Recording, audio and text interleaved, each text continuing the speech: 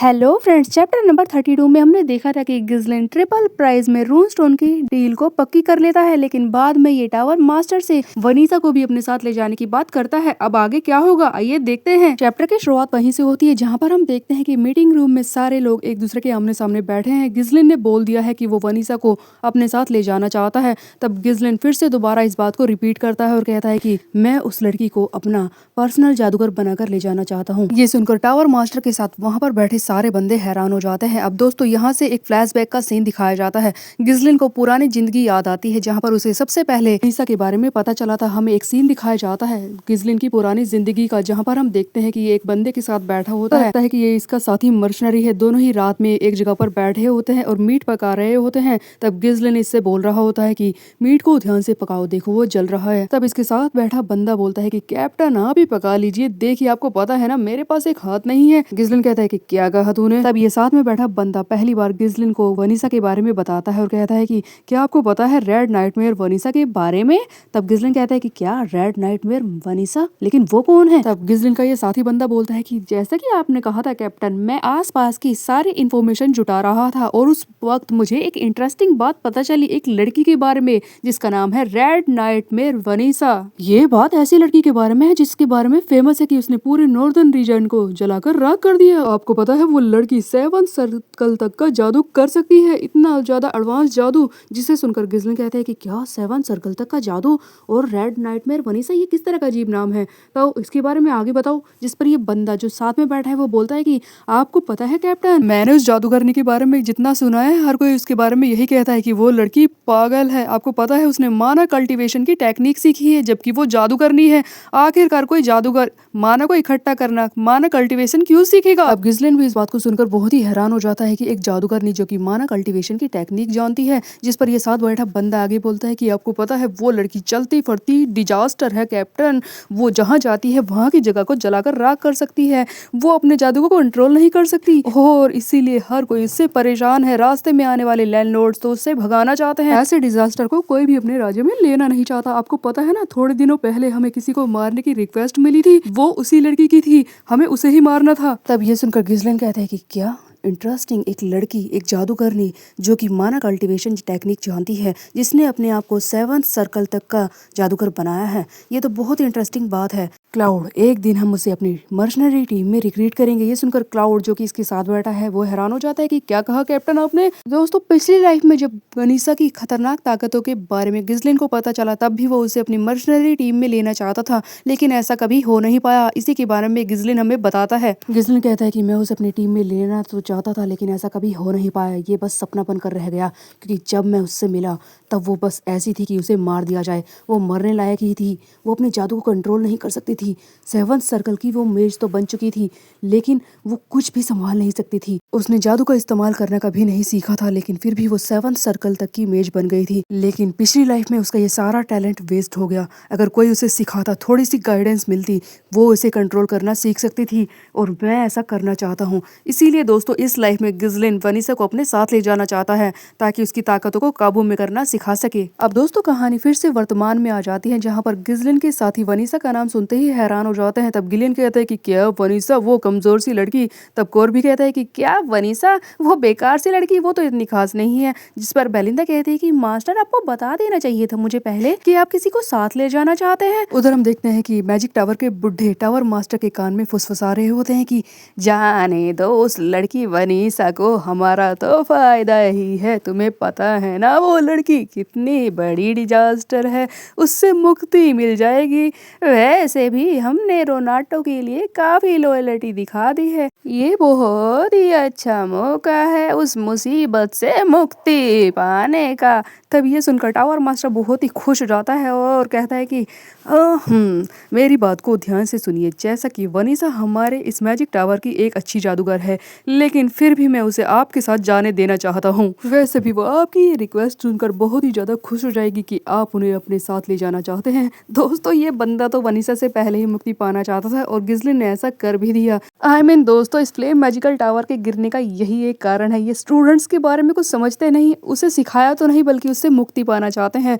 तब हम देखते हैं कि गिज़लिन आगे फिर से एक और शर्त रख देता है और कहता है कि वनीसा को तो मैं अपने साथ ले जाऊंगा, लेकिन उसी के साथ मुझे थर्ड सर्कल वाले जादूगर भी चाहिए जो मेरी लड़ाई में मदद कर सके। मुझे पर्डियम मैजिस्ट्रेट को बचाने के लिए उनकी जरूरत है, क्योंकि मैं बता दूं कि क्षेत्रीय लड़ाई को जीतने के लिए मुझे जादूगरों की जरूरत है। देखिए टावर मास्टर ह्यूबर्ट, मेरी 3 शर्तें हैं। सबसे पहले आप मुझे वनीसा दे दीजिए, उसके अलावा मार्केट प्राइस से 3 गुना प्राइस मुझे चाहिए रोन स्टोन के बदले में, और उसके बाद मुझे थर्ड सर्कल या फिर उससे ऊपर वाले जादूगर 1 साल के लिए चाहिए जो कि मेरी क्षेत्रीय लड़ाई में मदद करेंगे, और इन सारी कंडीशंस के बाद ही मैं आपको रोन स्टोन बेचने को तैयार हो जाऊंगा। दोस्तों गिज़लिन ने तो शर्तों का पहाड़ खड़ा कर दिया है मैजिक टावर के इस मास्टर के सामने, लेकिन क्या अब वो इतनी आसानी से मानेगा, क्योंकि गिज़लिन का ये एटीट्यूड अब कुछ ज्यादा ही हो रहा था। गिज़लिन के इस तरह के बिहेवियर से वहां पर बैठा हर कोई हैरान हो जाता है सुनकर। तब यहाँ पर फाइनली इस टावर के मास्टर ह्यूबर्ट को बहुत ही ज्यादा गुस्सा आता है। इसके ओरा से ही, इसके उस गुस्से के प्रभाव से हम देखते हैं कि आसपास की खिड़कियां टूट जाती हैं, जादू के प्रभाव से आसपास के कांच टूट टूट कर गिरने लगते हैं। तब हम देखते हैं कि ह्यूबर्ट कहता है कि यू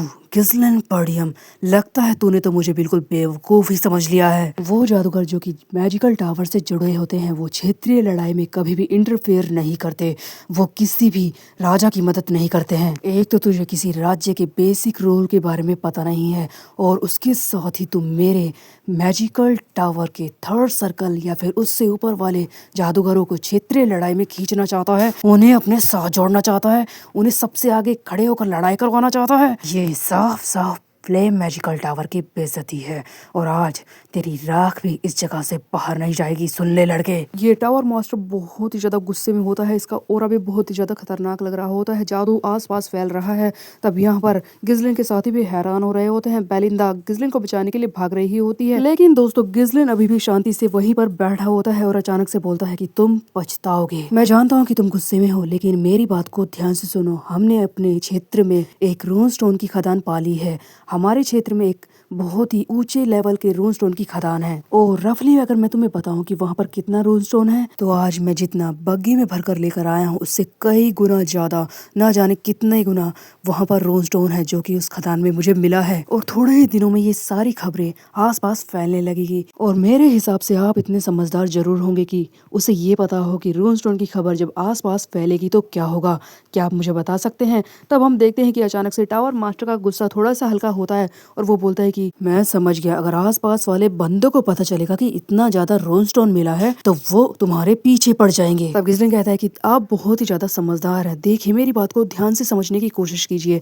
हम लोग यानी कि पर्डियम के लोग कोई वॉर करना नहीं चाहते, हम युद्ध की शुरुआत नहीं कर रहे हैं, लेकिन मुझे जादूगर चाहिए अपने क्षेत्र की रक्षा करने के लिए। अगर कोई हम पर हमला करेगा तो हम बैठे तो नहीं रह सकते ना, इसीलिए अगर आज आप मेरी मदद करते हैं मेरी मुसीबत के समय, तो मैं आपको वादा देता हूँ कि मैं हमेशा रोन स्टोन को फ्लेम मैजिकल टावर को ही बेचूंगा और आपकी काफ़ी मदद करूंगा। और अगर रोन स्टोन पर आपका हक हो जाएगा तो इसके हिसाब से आप जल्दी से उस क्रिम्सन टावर को हराकर फिर से टॉप पर आ सकते हैं। तो टावर मास्टर ध्यान से सोच लीजिए इस बारे में, क्योंकि आज आपके पास सुनहरा मौका है आगे बढ़ने का। गिज़लिन ने तो इसकी बोलती बंद कर दी है दोस्तों। रोन स्टोन की खदान का नाम लेते ही टावर मास्टर बहुत ही ज्यादा हैरान है कि इतनी बड़ी खदान में कितना ज्यादा रोन स्टोन होगा, और जब चाहे इसे रोन स्टोन मिल जाएगा गिज़लिन से। इस बात पर तो गिज़लिन ने इसे चित कर दिया है। फाइनली गिज़लिन अपना हाथ बढ़ाता है इस टावर मास्टर की तरफ अपनी डील को पक्की करने के लिए। हम देखते हैं कि टावर मास्टर पहले तो थोड़ी देर के लिए सोचता है, उसके बाद हंसते हुए गिज़लिन से हाथ मिला लेता है और कहता है कि डील पक्की। और अब बात करते हैं एल्फॉय की, वो तुम्हारे साथ जाएगा। दोस्तों एल्फॉय वही बंदा है जो कि वनीसा को परेशान कर रहा था। ये टावर मास्टर उसे अपने साथ ले जाने को बोल रहा होता है गिज़लिन को। अब यहाँ से हमें दिखाया जाता है कि टावर मास्टर एल्फॉय को समझा रहा होता है उसे अपने पास बुलाकर, ताकि वो गिज़लिन के साथ चला जाए। एल्फॉय बोलता है कि क्या टावर मास्टर, आपने जो कहा मैं उसके साथ जाऊं, लेकिन मैं ही क्यों? तब टावर मास्टर इसे बोलता है कि देखो एल्फॉय, तुम हमारे फ्लेम मैजिकल टावर के सबसे अच्छे टैलेंट हो, इसीलिए मैं चाहता हूँ कि तुम उनके साथ जाओ और मेरा नाम रोशन करो। मुझे गलत समझना बंद करो एल्फॉय। अब अपनी तारीफें सुनकर एल्फॉय बहुत ही ज्यादा खुश हो जाता है कि इस मैजिकल टावर का सबसे अच्छा टैलेंट मैं हूँ। भाई साहब, ये एल्फॉय और सबसे अच्छा जादूगर। और इस तरह से एल्फॉय को गिज़लिन के साथ भेजने के लिए मना लिया जाता है। रोन स्टोन को अब फ्लेम मैजिकल टावर में रखा जा रहा होता है, जहाँ पर हमें टावर मास्टर की आवाज सुनाई दे रही होती है, जो एल्फॉय को समझा रहा होता है कि एल्फॉय तुम बहुत ही ज्यादा समझदार हो, तुम सिर्फ 1 साल के लिए उसके साथ जाओगे और मैं चाहता हूँ कि तुम इस एक्सपीरियंस को सीखो ताकि बाद में चलकर तुम टावर के मास्टर बन सको। इससे तुम्हें मदद ही मिलेगी। इसके अलावा तुम उस कंट्री साइड के बम्पकिन पर नजर रखना। उसने रूनस्टोन मुझे ही देने का वादा किया है। इस पर कड़ी नजर रखना कि कहीं वो मेरी बिना इजाजत के रूनस्टोन को किसी और को स्मगल न कर दे। उसकी हिम्मत नहीं होनी चाहिए ऐसी एल्फॉय। देखो वैसे तो कोई लड़ाई होने वाली नहीं है। अगर ऐसा हो कि लड़ाई हो जाए तो तुम एक काम करना, वहां पर जल्दी से जगह छोड़कर लड़ाई मत करना और वहां से चुपचाप चले आना। बस एक साल एल्फॉय तुम्हें उसे संभालना होगा और इस तरह से तुम मैजिकल टावर के लीडर बन सकते हो। तुम्हें ताकत मिलेगी। समझ रहे हो ना मेरी बात? दोस्तों, एक गधा दूसरे को समझा रहा होता है बेवकूफी भरी बातें। इस तरह से मैजिकल टावर के मास्टर ने एल्फॉय को अपने झांसे में ले लिया और हम देखते हैं कि ये गिज़लिन के साथ जाने को तैयार हो गया है। और फाइनली हमें सीन को बदल कर दिखाया जाता है। सब लोग पहुंच चुके हैं गिज़लिन पर्डियम के स्टेट में, यानी कि पर्डियम टेरिटरी। हम देखते हैं कि ये पर्डियम कासल के बाहर खड़े होते हैं, जहां पर वनीसा भी इनके साथ आई है और एल्फॉय भी। साथ ही साथ एल्फॉय अपने चमचों यानी कि बाकी जादूगरों को भी लेकर आया है, जो इसके साथ मिलकर थर्ड सर्कल तक का मैजिक कर सकते हैं। हम देखते हैं कि ये आसपास की जगह को देखकर बेइज्जती कर रहे होते हैं। एल्फॉय बोल रहा होता है कि है ये कैसी बेकार सी जगह है। ये महल तो देखो कितना पुराना लग रहा है। आसपास की जगहों को तो देखो, ऐसे बनाई गई है जैसे सदियों पुरानी हो। वैसे एक गरीबों का डंप यहाँ पर और मिल भी कह सकता था। ऐसा लगता है कि सब कुछ बेकार यहीं पर फेंक दिया गया है। ये तो कोई पुराना सा गांव लगता है जहाँ पर मुझे भेज दिया गया है। हाँ, मैजिक टावर के मास्टर के कहने पर मैं यहाँ पर आया हूँ, पर मुझे ऐसा लगता है कि मुझे जबरदस्ती इस टेरिटरी में भेज दिया गया है, जो कि बिल्कुल बेकार है। तब हम देखते हैं कि एल्फॉय गिज़लिन के सामने खड़ा होता और कहता है कि मैं हूँ एल्फॉय, मैजिक टावर का थर्ड सर्कल का जादूगर और वहाँ का वारिस। मुझसे संभल के बात करना और मैं काफी कुछ कर सकता हूँ। तब गिज़लिन इसकी एक नहीं सुनता और इसकी बेइज्जती करता और कहता है कि ठीक है, तुम में जो टैलेंट है हम उसका जल्दी ही इस्तेमाल करेंगे। तुम चिंता मत करो, अपने आप को संभाले रखना। हम पूरी कोशिश करेंगे तुम्हें इस्तेमाल करने की। अब ये सुनते ही एल्फॉय को गुस्सा आ जाता है। अब वो गिज़लिन से तो कुछ नहीं कहता, लेकिन अपने मन में फुसफुसा रहा होता है कि हाँ, ये पंपकिन अपने आप को क्या समझता है, इतना रूड है।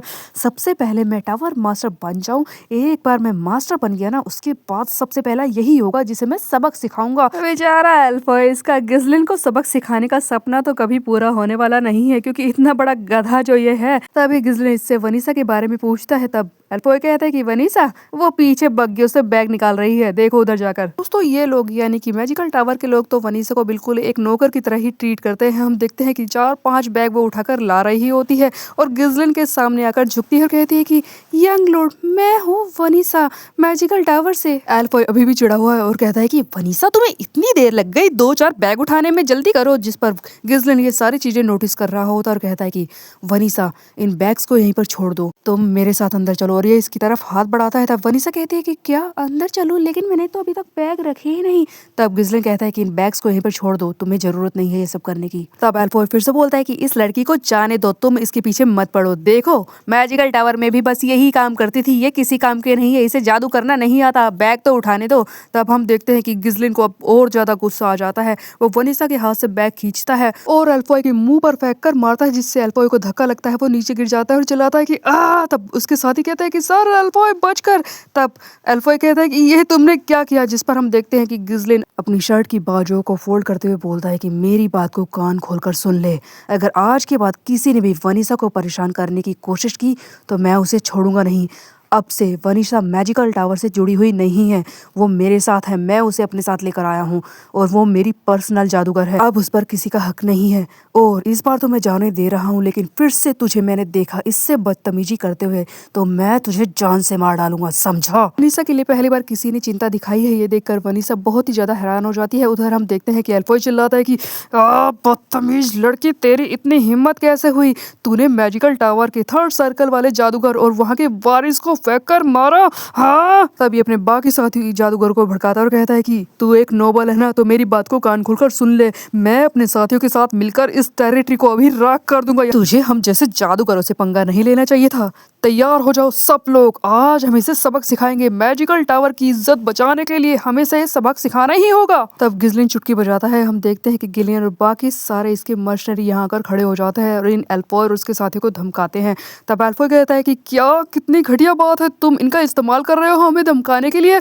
क्या कोई जादूगर को इस तरह से परेशान करता है, धमकाता है? हाँ? तब गिज़ली कहता है कि चिल्लाना बंद कर बे, शट अप हेल्फबॉय, मेरी बात को ध्यान से सुन। मेरी तेरे टावर मास्टर से डील हुई है, वहां पर तुझे चाहे किसी भी तरह का ट्रीटमेंट मिलता हो, लेकिन यहाँ पर तू कुछ नहीं है। मुझे पूरा हक है कि मैं 1 साल तक तुझे जिस तरह से चाहूँ उस तरह से डील कर सकता हूँ, तुझे जो चाहे वो काम करा सकता हूँ, समझा? इसी शर्त पर हमारी डील हुई है कि मैं उन्हें रूनस्टोन दूंगा और मैं जैसे चाहूँ तुम्हें इस्तेमाल कर सकता हूँ।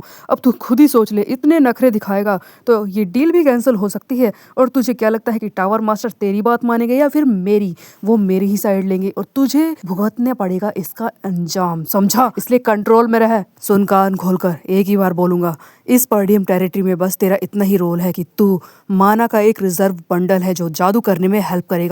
इसके अलावा तू कुछ नहीं करेगा। तमीज से बात करेगा, तमीज से पेश आएगा तो तेरे साथ भी तमीज से रहा जाएगा।